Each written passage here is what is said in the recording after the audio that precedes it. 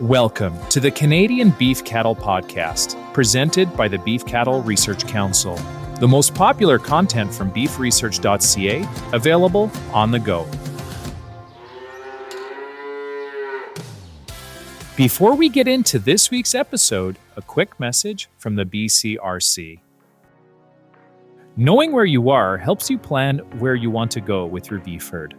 Whether your goals include heavier weaning weights, a more uniform coat color, or other traits, genetic change happens through sire and replacement selection alongside culling. Some goals are shaped by genetics and others by environment and management. The Beef Cattle Research Council's 7-part online course will guide you in tracking genetic improvements through practical record keeping, helping you turn herd data into informed decisions. Find the link to the Tracking Genetic Improvements course in the show notes. This episode is titled, From Field to Feed, 6 Things to Think About When Storing Hay. As swathers, hay binds, and balers hit the fields, storing forages is on the minds of many beef cattle producers. Proper hay storage is essential to preserve these resources produced in the summer months and provide high-quality winter feed for livestock when grazing is not feasible or accessible.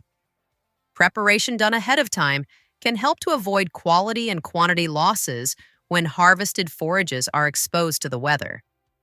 A 6-foot diameter round bale, stored uncovered, can be expected to have spoilage in a 4-inch layer around the outside of the bale, which represents 20% of the bale volume.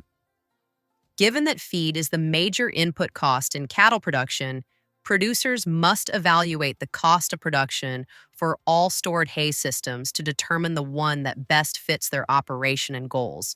Here are 6 considerations to enhance stored hay quality. Number 1, minimize storage losses due to heating and mold growth by baling at moisture levels between 15% and 18%.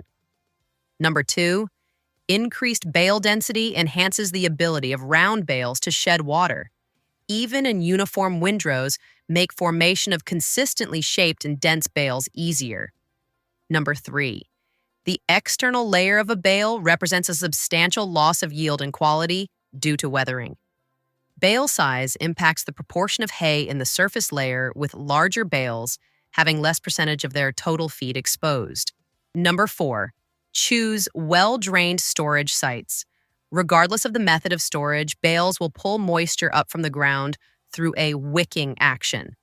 Therefore, choosing well-drained sites for storage locations can help prevent this.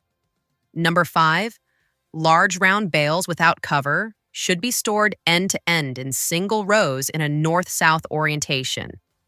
Include space between the bales to facilitate good air circulation and drying. And finally, number 6, storage losses can be reduced by 2/3 with indoor storage and by 1/2 with good covering outside. Hay storage is important to preserve forage quality and to provide cattle with the essential nutrients required to keep them healthy and the operation running smoothly. All farms are different, and no storage system is one size fits all. So find the option that works best with your farm. For more information on hay quality and management, silage production, bale silage, and green feed, visit the BCRC's Stored Forages webpage linked in the show notes.